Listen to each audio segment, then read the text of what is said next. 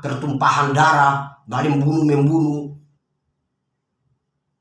Apa agamamu? Islam. Apa agamamu? Kristen. Wah, begini, ribut. Sekarang sudah menyesal semua masyarakat. Ada yang mau ingin tidak puas meminta keadilan karena Muhammad Kece juga ditangkap. Pak UAS juga harus ditangkap katanya kan. Pak Ustadz Yahya Waloni kemarin juga udah ditangkap. Katanya Pak UAS lagi yang dan ditarget. Ini polisi apakah unsur politik ataukah Pak UAS sendiri yang penafsiran tentang Al-Quran itu yang minta bagaimana, ataukah yang isi Al-Qurannya yang diragukan berkata sesuai apa kata Al-Quran. Kalau tangkap saya, rubah juga dong Al-Quran. Berarti kan nanti larinya kemana? Ke masyarakat. Bingung, berarti Al-Quran ini kok begitu ya? Kok Al-Quran bisa membuat perdebatan begitu? Kan jadi kebimbangan ke masyarakat umum yang khususnya yang tidak tahu, yang ilmunya jetek ya, akan bingung, bahkan akan meragukan isi Al-Quran sebagai umat Islam. Akan dia meragukan, jadi secara tidak sadar deh.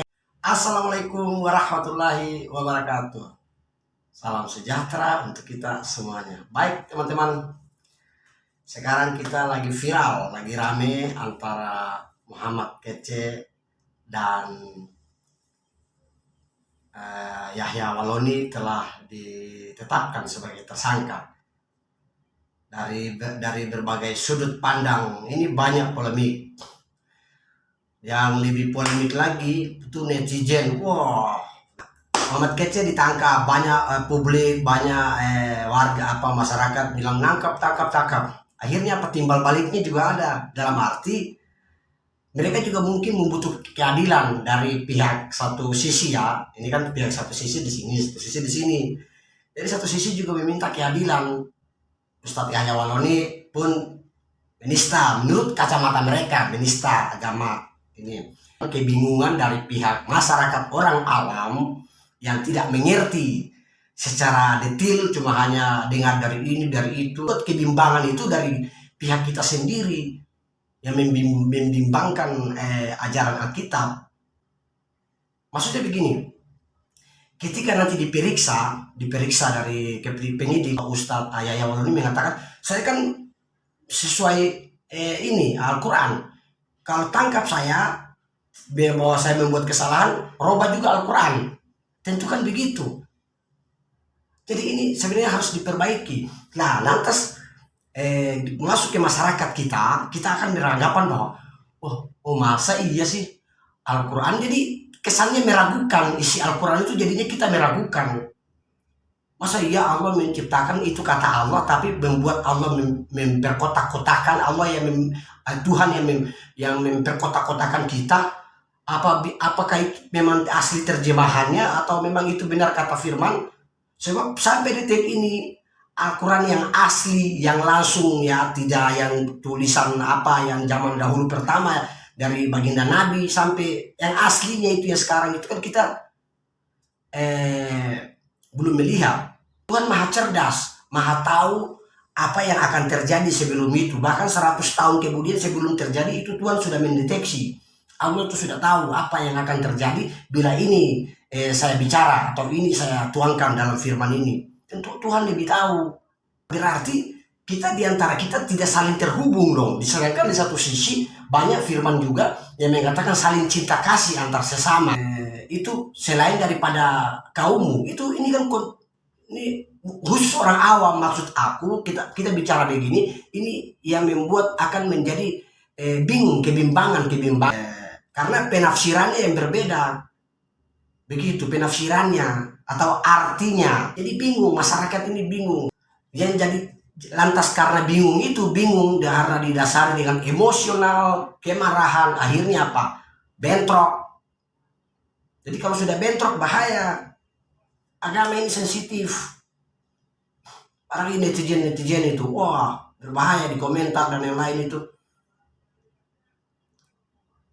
Tolong jangan pernah terjadi perpecahan di antara kita. Saling cinta kasih antar sesama. Kita saling terhubung antara satu dengan yang lain, saling terhubung. Kami di Maluku Utara itu sudah terjadi tahun 99 masuk 2001 sampai sampai tahun berapa itu Itu sudah terjadi kami pada saat Presiden Kiai Haji Abdul Rahman Wahid. Pak Habibie lengser, gak lama pecah kami antar agama di kampung kami. Belajar dari tempat kami di Maluku. Kami porak-porandakan. Ya, akibat kami masih bisa dibilang awam, masih banyak orang yang memanfaatkan situasi. Jangan sampai terjadi. Cukup kami di bagian Maluku, Indonesia Timur yang terjadi perpecahan antar umat sesama beragama. Yang kami tahu bahwa istilah di tempat kami marimoi ngoni futuru, kita bersatu, kita kuat. Jadi tolong belajar dari Indonesia Timur, belajar dari tempat kami, jangan sampai kita terpecah belah di Indonesia Raya ini, khususnya di Jabodetabek ini, terlebih lagi di sosial media. Tolong, ini kita tidak usah saling menyalahkan. Mari kita introspeksi diri, apa yang memang harus kita, ya kalau bisa ini hanya saran, ustadz-ustadz atau kiai-kiai, tidak usah melompat lebih jauh ke agama lain, tidak usah. Begitu juga para pendeta, para ini, tidak usah lagi melompat ke sebelah sini. Cukup kita berjalan di tempat kita masing-masing. Tidak usah masuk-masuk ke karangan orang, tidak usah begini.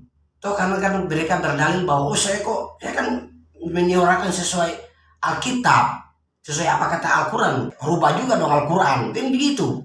Pasti beranggapannya seperti itu. Berarti kan nanti larinya kemana? Ke masyarakat. Bingung, berarti Al-Quran ini kok begitu ya? Kok Al-Quran bisa membuat perdebatan begitu? Kan jadi kebimbangan ke masyarakat umum yang khususnya yang tidak tahu, yang ilmunya jetek ya, akan bingung, bahkan akan meragukan isi Al-Quran sebagai umat Islam. Akan dia meragukan, jadi secara tidak sadar dengan ini begini, bertak, ini yang di sini akan kebimbangan terhadap isi Al-Quran itu. Akhirnya ragu. Dengan kalau sudah ragu, sudah tidak mempercayai lagi keimanannya atau keagamaan ini, secara tidak sadar sedikit-sedikit arahnya ke situ. Kalau ini dibiarkan begini terus, begini dan begitu. Jadi saya harap legowo kalau memang ada yang mau ingin tidak puas meminta keadilan karena Muhammad Kece juga ditangkap, Pak UAS juga harus ditangkap katanya kan. Pak Ustadz Yahya Waloni kemarin juga udah ditangkap. Katanya Pak UAS lagi yang ditarget. Ini yang benar yang mana nih? Pak UAS atau Al-Quran atau polisi atau hukum? Jadi tiga, nanti masyarakat awam ini yang bingung. Kalau Pak UAS punya peranggapan bahwa saya sesuai Al-Quran, apa kata Al-Quran, berarti kalau tangkap saya rubah juga dong Al-Quran. Secara tidak sadar menggiring kepada masyarakat awam supaya untuk meragukan Al-Quran. Jadi yang mana? Jadi mereka bingung, ini polisi apakah unsur politik ataukah Pak UAS sendiri yang penafsiran tentang Al-Quran itu yang minta bagaimana, ataukah yang isi Al-Qurannya yang diragukan. Masa iya sih Tuhan, kata Tuhan, tentu Tuhan kan sudah mendeteksi berapa tahun lagi akan terjadi. Tuhan bilang begini, akan di masyarakat di bawah akan ribut saling berdebatan. Masa iya Tuhan bilang begitu supaya Tuhan membiarkan masyarakat itu pecah-pecah? Iya Tuhan begitu. Perdebatan begitu.